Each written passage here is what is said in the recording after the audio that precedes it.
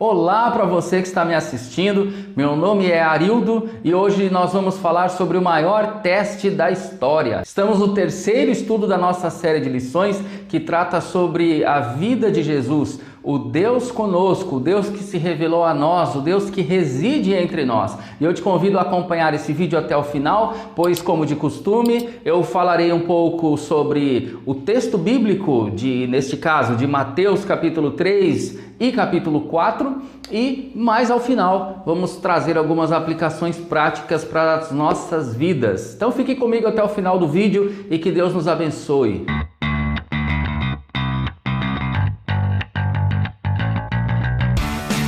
A principal base para o estudo de hoje está no primeiro versículo do capítulo 4 do Evangelho de Jesus Cristo segundo Mateus, que você lê aqui na tela. A tentação de Jesus foi um episódio que nos mostra como que Jesus Cristo foi ser humano, o quanto ele padeceu as tentações da vida, assim como nós padecemos as tentações de nossa vida, e nenhuma delas ele cedeu.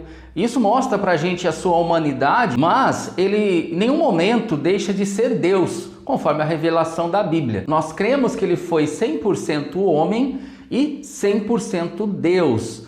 Como isso é possível? Eu não sei. É uma questão muito difícil, muito complicada, né? Muitos teólogos se dedicam a explicar essa questão. Porém, o fato que a revelação bíblica mostra pra gente que enquanto Jesus Cristo estava na terra, ele não deixou de ser Deus nos céus. Ele não deixou a sua divindade, mas de alguma forma ele experienciou a humanidade. Ele experimentou, ele viveu, ele padeceu as mesmas tentações que eu e você. Vamos lá então, de olho no texto. No capítulo 3 de Mateus, nós vemos o início do ministério público de Jesus, que se dá junto à pessoa de João o Batista.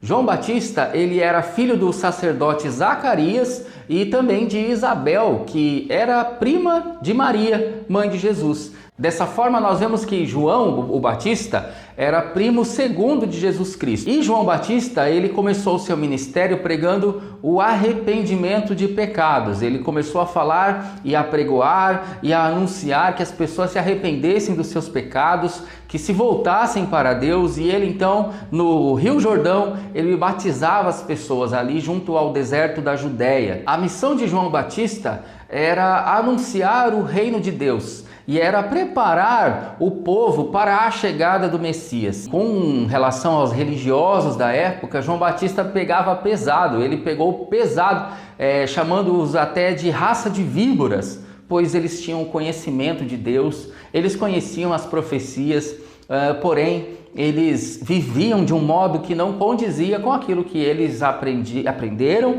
e ensinavam ao povo. O relato bíblico diz que Jesus chega até João, no local onde João batizava as pessoas, e João declara ser esse Jesus o Filho de Deus. Ele diz: eis o Cordeiro de Deus que tira o pecado do mundo. Essa, sem dúvida, esse episódio, esse momento ali foi sem dúvida algo espetacular, porque nós veremos a seguir que a Trindade também confirma a deidade de Jesus Cristo. Jesus pede para ser batizado por João mesmo não tendo pecado. Alguém pode se perguntar, mas por que Jesus quis se batizar, né? Se ele não tinha pecado, ele não era um pecador. Ele diz que aquilo serviria para cumprir a justiça de Deus ou a justiça divina. E nós entendemos assim que de alguma forma Jesus estava confirmando o batismo que João Batista praticava. E também dessa forma ele nos dá o exemplo, como em toda a sua vida, de que o batismo é um sinal importante daquele que quer ser o seu discípulo. No batismo, Jesus se identifica com a humanidade. Ele desce a mesma água que os pecadores descem. Ele passa pelo mesmo processo que os pecadores que ali estavam sendo batizados por João estavam passando, como símbolo de arrependimento. Porém, como já disse, Jesus não por arrependimento, porque ele não tinha pecado, mas de alguma forma ele também experimenta essa ação do batismo. E nesse episódio a gente vê que a deidade de Jesus ela foi confirmada pela Trindade. O Espírito Santo, nessa ocasião, desce em forma de pomba sobre Jesus Cristo no momento do seu batismo e ouve-se uma voz dos céus do Pai Todo-Poderoso dizendo que aquele era o filho dele, o seu filho amado em quem ele tem prazer. Esse momento é especial, então, porque nós vemos ali toda a Trindade envolvida na missão, envolvida e engajada na missão de redenção dos seres humanos. No capítulo 4, então, Jesus passa por um grande teste, talvez o maior teste que alguém já passou na face desta terra. Ele é conduzido pelo Espírito Santo ao deserto para ser tentado pelo diabo. E aqui a gente vê uma coisa interessante. Ele foi conduzido pelo Espírito Santo.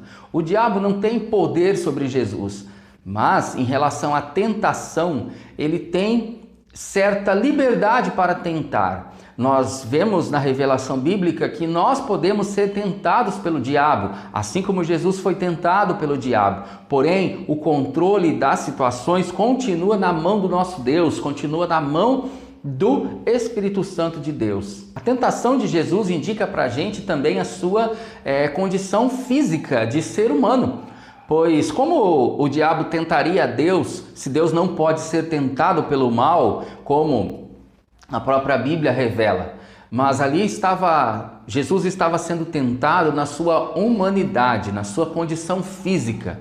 A Bíblia diz ali em Mateus capítulo 4 que Jesus passou 40 dias sem comer. Ele já estava no auge da sua fome, no ápice da sua necessidade física. Você pensa, 40 dias sem se alimentar de alimento sólido, com certeza ele estava fraco, ele estava necessitado, ele estava carente fisicamente, mas em espírito Jesus estava forte, tão forte para vencer o maligno mesmo no momento da tentação. Primeiramente, o diabo tenta Jesus na sua condição de fome. O diabo diz para ele que ele transformasse pedras em pães, se ele era o Filho de Deus. Por que passar fome? Por que estar naquela condição se ele era o Filho de Deus? Então Jesus Cristo responde a ele com a palavra, dizendo que nem só de pão viverá o homem, mas de toda a palavra de Deus. Jesus ali estava então afastando de si aquela tentação com a palavra. Ao mesmo tempo que o diabo estava utilizando da palavra de Deus para tentá-lo, o próprio Jesus usa dessa palavra de forma correta. A segunda tentação do diabo foi lançar dúvida sobre a filiação divina de Jesus. Ele diz: se és filho de Deus, se atira aqui de cima, né? Se você é filho de Deus, entenda, é bom explicar, né? Jesus estava num lugar muito alto e o diabo diz para ele: ora, se és o filho de Deus, se jogue daqui abaixo e os anjos do Senhor vão te proteger. Ele usou a palavra de Deus para tentar Jesus. Olha só que interessante. E com a mesma palavra, com a própria palavra de Deus, Jesus Cristo afasta aquela tentação e diz que não era correto tentar o Senhor teu Deus, que era uma palavra também registrada nas Escrituras. A terceira tentação foi uma tentativa de barganha do diabo, de negociar ali com Jesus, dizendo para Jesus que se Jesus se prostrasse e o adorasse, ele seria o dominador sobre todos os povos da terra. Ele teria autoridade sobre tudo. E uma coisa interessante é que Jesus sabia que a sua missão seria morrer pelos pecados de todos.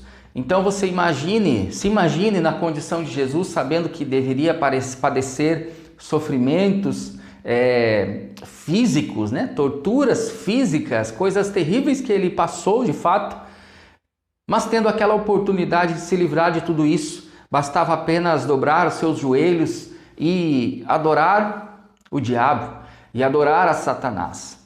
Mas Jesus sabia que mesmo o poder oferecido por Satanás, mesmo uma boa condição oferecida por Satanás, era pior do que o sacrifício da cruz. O sacrifício da cruz oferecido por Deus seria melhor do que o poder oferecido pelo diabo. Isso mostra pra gente, isso nos ensina de que lado nós queremos estar, a quem nós queremos servir. Será que um prazer momentâneo, será que algo que aparentemente é muito bom, vindo da parte do maligno, é melhor do que um sofrimento passageiro que podemos enfrentar para posteriormente recebermos uma recompensa muito maior e muito melhor e muito mais gratificante da parte de Deus? A tentação de Jesus foi uma espécie de teste, de fato, para que Jesus caísse. Mas ele não caiu, ele se sustentou firme. Por quê? Porque ele tinha uma missão a cumprir. E ele então, nesse momento, parte cumprir a sua missão. #partiu cumprir a missão. E esse início de ministério de Jesus começa com uma mudança. Ele se muda de Nazaré para Cafarnaum. Havia inclusive uma profecia sobre o Messias, dizendo que ele iria para Cafarnaum. Isso está em Isaías capítulo 9, versículos 1 e 2. Cafarnaum ficava a mais ou menos 30 quilômetros de Nazaré, onde Jesus cresceu. Lá em Cafarnaum, Jesus não tinha amigos, não tinha parentes, não tinha familiares lá. E de tantos gentios que moravam lá, aquele lugar era chamado Galileia dos Gentios. Gentil é todo aquele que não faz parte do povo judeu. Isso mostra pra gente que Jesus Cristo não é bairrista, nunca foi. Jesus não tem preconceito com culturas diferentes, Jesus não tem bloqueios, barreiras com pessoas que vivem de modos diferentes, pois ele foi ao encontro, ele foi habitar e morar no lugar onde naquela região havia mais pessoas que não conheciam a Deus, diferentemente dos judeus que tanto conheciam a Deus e as Escrituras. Mateus 4,17 traz o conteúdo da mensagem de Jesus, o mesmo que João Batista estava pregando no deserto: arrependimento.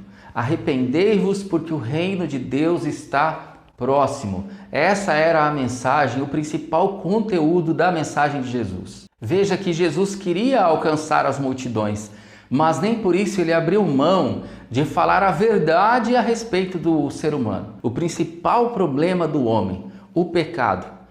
Ele não quis ser popular por ser popular, ele não passou a mão na cabeça daquelas pessoas que estavam ali pecando desavisadamente. Não, ele anunciou que o problema de toda a humanidade estava numa coisa, no pecado. E ele diz então: arrependei-vos, arrependam-se dos seus pecados, se voltem para Deus, porque o reino de Deus está próximo. Quantas vezes hoje nós vemos a mensagem de Deus, a mensagem bíblica, ela ser deturpada para uma mensagem de autoajuda, uma mensagem de prosperidade financeira, de desenvolvimento pessoal, que é muito comum nos dias de hoje, né? É quase um coaching gospel. O problema não está em desenvolver-se pessoalmente, também não está em conquistar riquezas financeiras aqui nessa terra, tampouco buscar curas e focar em alguma cura, em algum milagre que nós estamos precisando.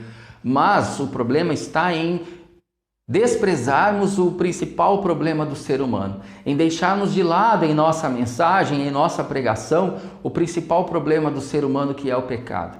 Precisamos sempre nos arrepender dos nossos pecados, precisamos limpar o nosso coração, precisamos estar sempre rendidos à pessoa de Jesus, porque Ele é capaz de perdoar os nossos pecados de graça. Mas para isso precisamos nos arrepender, e essa era a mensagem de Jesus. Ao mesmo tempo que ele queria alcançar grandes multidões com sua mensagem de salvação, ele não abria mão e não abriu mão de falar sobre o principal problema do ser humano, que é o pecado.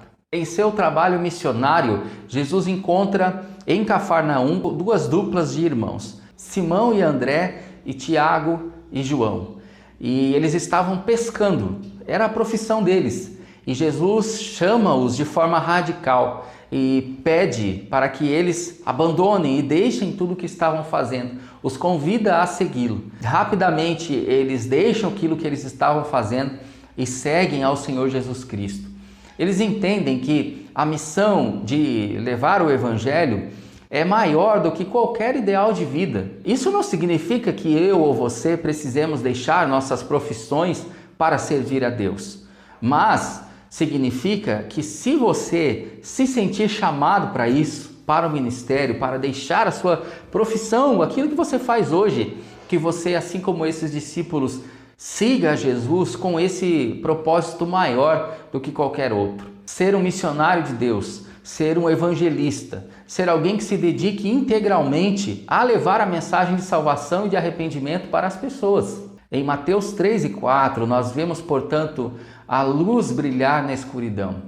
Nós vemos Jesus, aquele que nasceu da Virgem Maria e foi crescendo em Nazaré e aprendeu com seus pais a sua profissão e viveu até seus 30 anos sem se apresentar como um Messias, sem se apresentar como Filho de Deus. Ele começa nesse instante, registrado em Mateus 3 e 4, a sua missão de levar salvação para a humanidade. Onde havia trevas, onde havia destruição, onde havia ressentimento, egoísmo, onde havia inveja, onde havia soberba, onde havia o pecado, Jesus vem brilhar, Jesus vem libertar, Jesus vem curar. E o início disso nós vemos acontecer nesses textos de Mateus 3 e 4. Jesus é exemplo para nós, é exemplo quando vence as tentações do diabo, é exemplo quando se batiza, é exemplo quando se engaja na missão do Pai de salvar o ser humano, de salvar as pessoas da sua pecaminosidade, da destruição e da condenação eterna. Em tudo isso, Jesus se revela como Emanuel, o Deus que reside no meio das pessoas, o Deus que habita entre nós, o Deus que está entre nós, pois ele viveu aquela época, mas ele prometeu estar com a sua igreja até os dias de hoje e para toda a consumação dos séculos, para sempre. Da mesma forma, ele está comigo, está com você hoje. Te apresento então algumas lições práticas. Sejamos fiéis à palavra de Deus para vencermos as tentações. Jesus sabia que Deus estava no controle das coisas, que mesmo ao ser tentado, Deus não o havia abandonado. É um equívoco pensar que aquele que é cheio do Espírito Santo não pode passar por tentações. Pelo contrário, passamos todos por tentações, mas o pecado é ceder à tentação. Quando formos tentados, precisamos confiar na palavra de Deus, que nos fortalece, porque em Cristo somos mais que vencedores. Segunda lição prática: sejamos fiéis à palavra do Senhor no cumprimento da missão. Jesus Cristo se doou para a missão. Ele não estava querendo trazer uma mensagem de autoajuda, de massageio no ego daquelas pessoas. Pelo contrário, ele veio justamente para anunciar o reino de Deus. E o reino de Deus é arrependimento de pecados para a salvação. Se não tem arrependimento de pecado, meu irmão, minha irmã, minha amiga, meu amigo que está assistindo, não tem salvação. O evangelho se torna ineficaz. Não adianta a gente anunciar algo dizendo ser o evangelho se nós não falamos sobre arrependimento de pecados, se nós não falamos sobre a necessidade de confessarmos a Deus onde está a nossa falha. Não há evangelho se não há o desnudamento do ser humano, sem nos despirmos das máscaras que nós temos, que nós às vezes colocamos para as outras pessoas, porque o Senhor nos conhece. Jesus Cristo conhece você. Ele sabe onde estão as tuas falhas, as tuas fraquezas, em que você é pego na tentação, quais são os seus pensamentos, quais são os pensamentos pecaminosos que passam na sua cabeça. Jesus Cristo conhece. Que não sejamos hostis a Jesus Cristo, que nós possamos nos aproximar de Jesus em vez de nos afastarmos, porque nele nós podemos encontrar graça, nele nós podemos encontrar perdão. Ele é o refrigério para as nossas almas, para as nossas vidas. Deus nos concede vitórias contra o inimigo para que possamos cumprir a nossa missão, que é evangelizar todos os povos, que é de alguma forma, da forma que o Senhor nos chamou para fazer, pregarmos o evangelho. Talvez você de uma forma, talvez o seu amigo, a sua amiga, a sua irmã lá na igreja de outra forma. São diferentes formas que Jesus usa para alcançar as pessoas. Porém, você não pode perder de foco a tua missão. E outra, pregar a palavra, anunciar a palavra como ela é. Doa a quem doer. Com todo o amor, com todo o carinho, com toda a dedicação às pessoas, que eu e você possamos levar o Evangelho. Se você é pastor, se você é líder na sua igreja, se você cuida de um rebanho, não abra mão da verdade do Senhor para estar na mídia, para estar com uma igreja cheia, para estar sendo querido pelas pessoas. Seja querido por Jesus, por falar a verdade, por dizer que as pessoas precisam se arrepender de seus pecados para receberem o reino dos céus, para fazerem parte do reino dos céus. Nosso papel não é sermos populares. Se isso vier, é consequência. Nosso papel é sermos pregadores da verdade de Deus. O desafio dessa semana para você e para mim é confessarmos ao Senhor as nossas fraquezas. Onde você tem propensão para pecar? Que pensamentos você, por vezes, alimenta para cair em pecado? Qual pecado te atemoriza?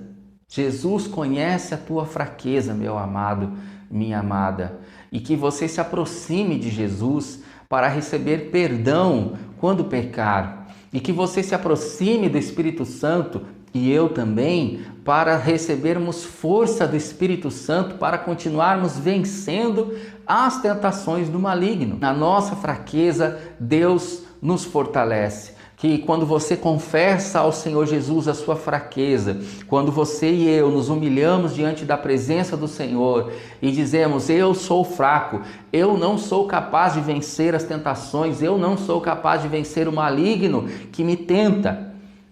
Nesse momento o Senhor se manifesta com o seu Espírito Santo. Quando nós tentamos nos apegar às armas humanas, simplesmente à força do pensamento ou algo do tipo, para nos livrarmos do nosso pecado, da nossa angústia, dos nossos problemas, nós percebemos que nós não vamos conseguir vencer. Nós não somos capazes de vencer com essas armas. Nós precisamos usar as armas espirituais que estão registradas na palavra de Deus, que é a palavra do Senhor, assim como Jesus usa a palavra para enfrentar o diabo, para afastar a tentação, que eu e você tenhamos conhecimento e prática da palavra de Deus, para que quando sejamos tentados, quando formos tentados, o inimigo não tenha poder sobre nós. Que afastemos o diabo com a palavra do Senhor que está fluindo dentro de nós, que está correndo em nossas veias, em nossos pensamentos, e que assim o inimigo não tenha poder sobre a nossa vida. Obrigado, minha amada, meu amado, por ter assistido até aqui. Que você continue acompanhando o meu canal no YouTube, está aqui embaixo o endereço. Entra lá, inscreva-se, dê um curtir neste vídeo e nos outros que estão lá, outros estudos que já foram publicados lá. Que Deus abençoe, compartilhe também. Se você quiser baixar este vídeo, compartilhar no WhatsApp com seus amigos, com a sua igreja, faça isso, não tem problema nenhum. Pode compartilhar. É a palavra de Deus sendo disseminada e levada a outras pessoas, ok? Que Deus o abençoe, que você tenha uma semana abençoadíssima em nome de Jesus.